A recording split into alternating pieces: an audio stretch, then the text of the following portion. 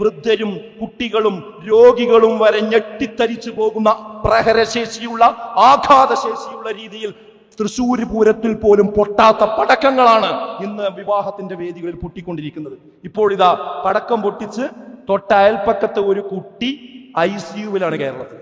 നമ്മൾ ആലോചിക്കണം, അതൊന്നും ഒരു അബദ്ധത്തിലാണ് സംഭവിച്ചതൊന്നല്ല. ഒരു ദിവസം പടക്കം പൊട്ടിച്ചു, ഒന്നിച്ച് ഗ്യാങ് ആയി പടക്കം പൊട്ടിച്ചു.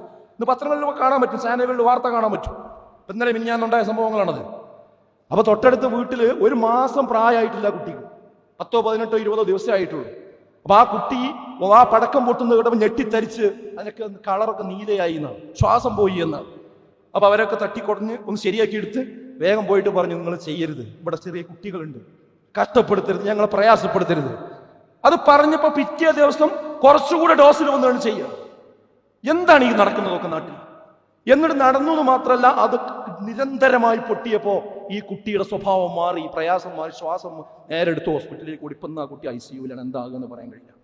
ഒരു ദീനിന്റെ പേരിൽ അല്ലെങ്കിൽ ഒരു വിവാഹത്തിന്റെ പേരിൽ നടന്നുകൊണ്ടിരിക്കുന്ന കാര്യങ്ങളാണ് നമ്മുടെ നാട്ടിൽ. ഈ വഷളത്തരം നമ്മുടെ മഹല്ലിൽ ഉണ്ടാവില്ല എന്ന് തീരുമാനിക്കാൻ കഴിയണമെങ്കിൽ മഹല്ലിലെ ഓരോ കുടുംബവും അത് തീരുമാനിക്കും. ഏത് പിന്നെ കല്യാണത്തിന് നിയന്ത്രിക്കണത് ആരാ നിയന്ത്രിക്കണത്? ദീനാണോ നിയന്ത്രിക്കണത്? മതമാണോ നിയന്ത്രിക്കണത്? നമ്മളാണോ നിയന്ത്രിക്കുന്നത്? അല്ല. ആ കല്യാണത്തിന് വേറൊരു ടീമുണ്ട് നിയന്ത്രിക്കുന്നത്, ഒരു അദൃശ്യ ശക്തിയാണ്.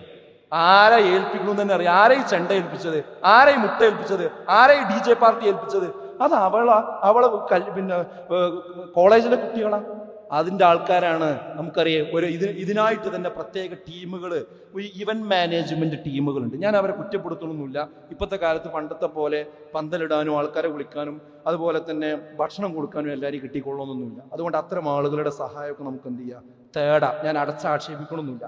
പക്ഷേ നമ്മുടെ കത്തിയും കഴുത്തും അവർക്കാണ് കൊടുക്കാൻ പാടില്ല.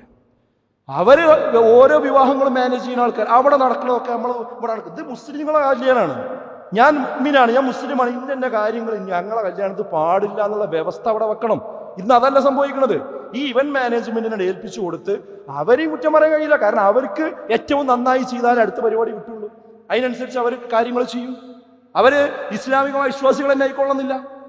എന്നിട്ട് സ്വീകരിക്കുന്ന സ്ഥലം മുതൽ ശരിയായ രീതിയിൽ വസ്ത്രം ധരിക്കാത്ത സ്ത്രീകളെ കൊണ്ടുവന്ന് നിർത്തി ഏതോ കടകളിലേക്ക് കയറി പോണത് പോലെയാണ് ഇപ്പൊ കല്യാണങ്ങളിൽ കയറി പോകുന്നത്. എന്താ ഈ നടക്കുന്ന സമൂഹത്തിൽ? ഇതൊക്കെ നമ്മളൊന്ന് ആലോചിക്കേണ്ട കാര്യമല്ല.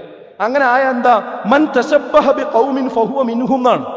അതായത് ഒരു സമൂഹത്തോട് നിങ്ങൾ സദൃശരായാൽ നിങ്ങൾ അവരിൽപ്പെട്ടവരായി. പിന്നെ പറഞ്ഞിട്ട് കാര്യമൊന്നുമില്ല, നിങ്ങൾ അവരിൽപ്പെട്ടവരായി എന്നാണ് അള്ളാഹുവിന്റെ റസൂൽ പറഞ്ഞത്. അതുകൊണ്ട് സുഹൃത്തുക്കളെ, എനിക്കിതിനൊന്നും ചെയ്യാല്ല എന്ന് ആരും പറയരുത്.